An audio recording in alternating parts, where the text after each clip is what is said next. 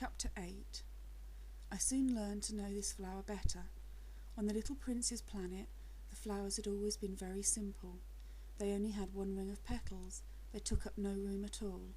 They were a trouble to nobody. One morning they would appear in the grass, and by night they would have faded peacefully away. But one day, from a seed blown from no one knew where, a new flower had come up, and the little prince had watched very closely over this small sprout, which was not like any other small sprout on his planet. It might, you see, have been a new kind of baobab. But the shrub soon stopped growing and began to get ready to produce a flower. The little prince, who was present at first, the appearance of the huge bud, felt at once some sort of miraculous apparition must emerge from it. But the flower was not satisfied to complete the preparations for her beauty in the shelter of her green chamber. She chose her colours with the greatest of care. She dressed herself slowly. She adjusted her petals one by one. She did not wish to go out into the world all rumpled like a field poppy. It was only in the full radiance of her beauty that she wished to appear. Oh yes, she was a flirtatious creature, and her mysterious adornment lasted for days and days. Then one morning, exactly at sunrise, she suddenly showed herself. And after working with all this painstaking precision, she yawned and said, "I am scarcely awake. I beg that you will excuse me. My petals are still disarranged." But the little prince could not restrain his admiration. "Oh, how beautiful you are!"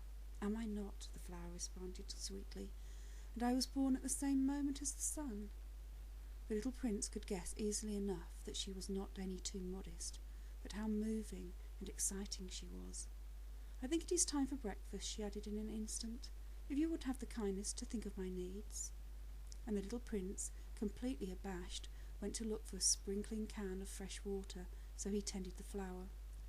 So too she began very quickly to torment him with her vanity, which was, if the truth be known, a little difficult to deal with. One day, for instance, she was speaking to the prince of her 4 thorns. "Let the tigers come with their claws.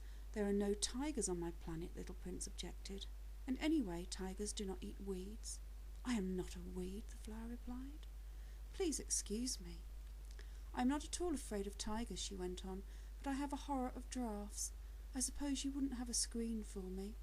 "A horror of draughts? That is bad luck for a plant," remarked the little prince, and added to himself, "This flower is a very complex creature. At night I want you to put me under a glass globe. It is very cold where you live. In the place I come from—" But she interrupted herself at that point. She had come in the form of a seed. She could not possibly have known anything of any other worlds. Embarrassed over having let herself be caught on the verge of such a naive untruth, she coughed 2 or 3 times in order to put the little prince in the wrong. "The screen? I was just going to look for it when you spoke to me." Then she forced her little cough once more, so he should suffer from remorse just the same. So the little prince, in spite of the goodwill that was inseparable from his love, had soon come to doubt her. He had taken seriously the words which were without importance, and it made him unhappy. "I ought not to have listened to her," he confided to me one day. "One never ought to listen to the flowers. One should simply look at them and breathe their fragrance.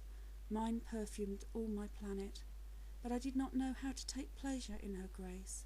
This tale of claws, which disturbed me so very much, should only have filled my heart with tenderness and pity." And he continued his confidences. "The fact that I did not know how to understand anything. I ought to have judged by deeds and not words. She cast her fragrance and radiance over me.